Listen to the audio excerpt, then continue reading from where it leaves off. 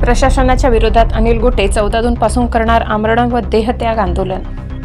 धुळे शहरापासून काही किलोमीटर अंतरावर असलेल्या महामार्गाशी धुळे शहराची कनेक्टिव्हिटी व्हावी यासाठी केंद्रीय मंत्री नितीन गडकरी यांच्यातर्फे निधी मंजूर करण्यात आला असताना देखील अशा परिस्थितीमध्ये राहुरी कृषी महाविद्यालय त्याचबरोबर धुळे महानगरपालिका तसेच सार्वजनिक बांधकाम विभाग यांच्यातर्फे जाणीवपूर्वक या कामांना अडथळा निर्माण करण्याचा प्रयत्न केला जात असल्याचा आरोप माजी आमदार अनिल गोटे यांनी केला.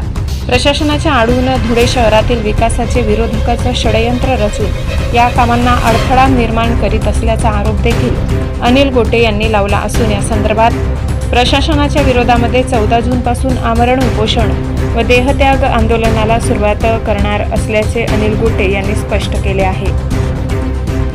जोपर्यंत या सर्व जाचक अटी व अडथळे प्रशासन दूर करत नाही तोपर्यंत आपण आमरण उपोषण व देहत्याग आंदोलनावर ठाम असल्याचं म्हणत अनिल गोटे यांनी आंदोलनाचा इशारा दिलाय.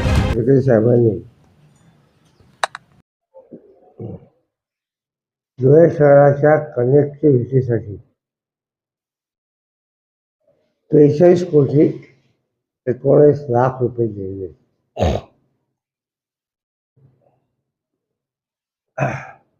त्यात 2 रस्ते महत्वाचे आहेत. एक मार्शल कम्युनिटी समोरून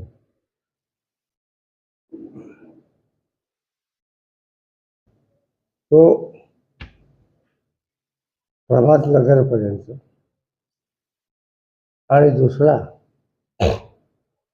रस्ता आहे तो शेतकरी पुतळ्यापासून राष्ट्रीय महामार्ग 3 पर्यंत. दुसऱ्या रस्त्यामध्ये कृषी महाविद्यालय आणि महानगरपालिका खताचे खड्डे येतात. हे दोन्ही रस्ते जे आहेत 1966च्या डेव्हलपमेंट प्लॅनमध्ये आहेत. खरं म्हणजे 58 वर्षापूर्वीच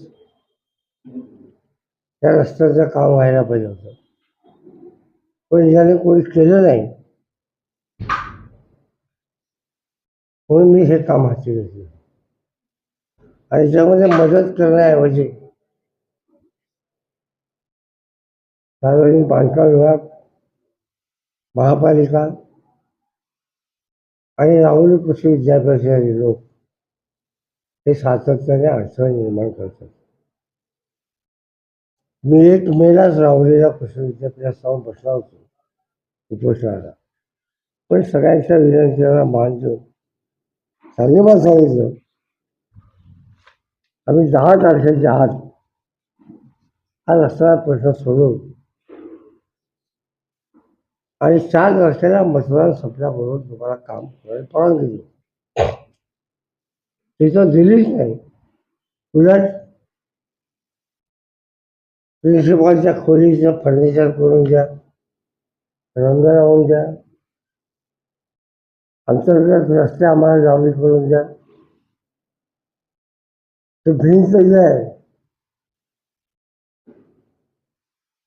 रस्त्याची ती आम्हाला विचारली बांधून द्या. त्यांच्या बापाची सेव आहे का काय? टेंडर होऊन गेलं, सगळं झालं काय? आणि याला माझा स्पष्ट आरोप आहे की धुळे शहरामध्ये जे विकासाचे विरोधक आहेत त्यांचा पाठिंबा आहे. आणि म्हणून मी 14 तारखेपासून आमरण उपोषणाला बसणार आहे, देहत्याग आंदोलन. आणि मी कोणाच्या बापाचं ऐकणार नाही जोपर्यंत रस्त्याचं काम सुरू होत नाही. आणि मी किती असंख्य आजारांनी जरी ग्रासलो असलो तरी सुद्धा जर माझ्या प्राणाच्या आहुतीने धुळे शहराच्या विकासाला रखडलेला गाडा सुरू होत असेल त्याला माझी तयारी आहे.